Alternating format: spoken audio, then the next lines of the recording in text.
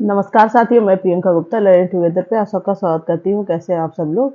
तो बहुत सारे बच्चों का कमेंट ये आ रहा है कि उन्होंने जैसे 2 पोस्ट में फॉर्म फिल किया है। मान लो कि एक हॉस्टल वार्डन के किया है, इसके अलावा जीएसए का किया है, तो क्या सिटी अलग अलग दी जाएंगी। तो जहाँ तक है कि आपकी सिटी एक ही होगी। अगर किसी बच्चे ने 2 पोस्ट पे फिल किया है तो उसको सेंटर एक ही दिया जाएगा, क्योंकि मॉर्निंग और इवनिंग शिफ्ट है। ठीक है, तो अगर आपका ऐसे कोई एग्ज़ाम पड़ रहा है कि मॉर्निंग शिफ्ट में आपका एग्ज़ाम है, इवनिंग शिफ्ट में है, तो सिटी अलग नहीं की जाएंगी, एक ही सेंटर आपका रहेगा। वहीं पे आप मॉर्निंग का भी एग्ज़ाम दे सकते हैं, इसके अलावा इवनिंग का भी दे सकते हैं। ठीक है, इसके बाद कुछ बच्चों का कमेंट ये भी आ रहा है कि जो रीजनल लैंग्वेज की टीचर है, तो जो आपका टीजीटी मिसलेनियस की पोस्ट है, ठीक है, मैंने जब अभी आपकी वीडियो भी बनाई है, टीजीटी मिसलेनियस की एग्ज़ाम आपका कंडक्ट जिस डेट को होगा, तो वो ये वाली सारी पोस्ट आपकी उसमें इंक्लूडेड है। ठीक है, तो अब आप लोगों के सामने सारी चीज़ें क्लियर हैं।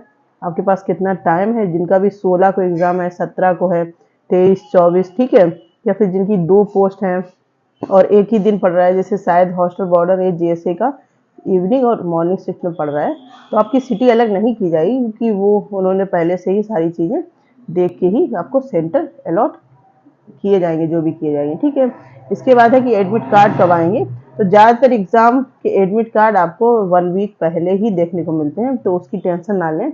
आप लोग पढ़ाई पे ज़्यादा ध्यान दें, रिवीजन पे ज़्यादा ध्यान दें। ठीक है, और जब भी आपकी जो भी सिटी आएगी, कुछ भी आएगा, कुछ भी ऑफिशियल आता है, तुरंत आपको अपडेट किया जाएगा। ठीक है, और इसके अलावा भी कोई क्यूरी है, मेरा बस यही सजेशन है कि आप लोग बस रिवीजन पे ध्यान दें। जो टॉपिक आपने बिल्कुल नहीं पढ़ा है वो बस पढ़ लें, उसके अलावा केवल रिवीजन करें। ठीक है, और केवीएस के, एनवीएस के और DSSB जो भी सेंट्रल गवर्नमेंट की तरफ से एग्ज़ाम कंडक्ट करवाए जाते हैं, तो उसके ही आप प्रीवियस ईयर करें। जैसे आपका हिंदी है, इंग्लिश है, रीजनल लैंग्वेज हिंदी है या इंग्लिश है, जो भी है, प्रीवियस ईयर ही करें अब ज़्यादा से ज़्यादा, क्योंकि एकलव्य के पहले एग्ज़ाम नहीं करवाए गए हैं, पहली बार ही एग्ज़ाम है।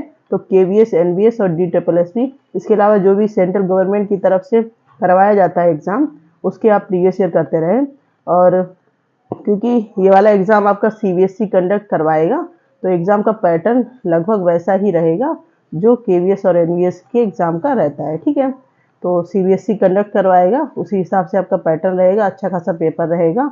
तो ज़्यादा से ज़्यादा रिवीजन करते रहें, और बाकी हम लोग अच्छा करते रहेंगे। मैं भी पूरी कोशिश करूँगी कि जो भी लास्ट दिन आपके बच रहे हैं, उस पर ज़्यादा से ज़्यादा आपको इम्पोर्टेंट चीज़ें दी जाएँ। ठीक है, इसी प्रकार की अपडेट के लिए बने रहिए लर्निंग टुगेदर से। धन्यवाद।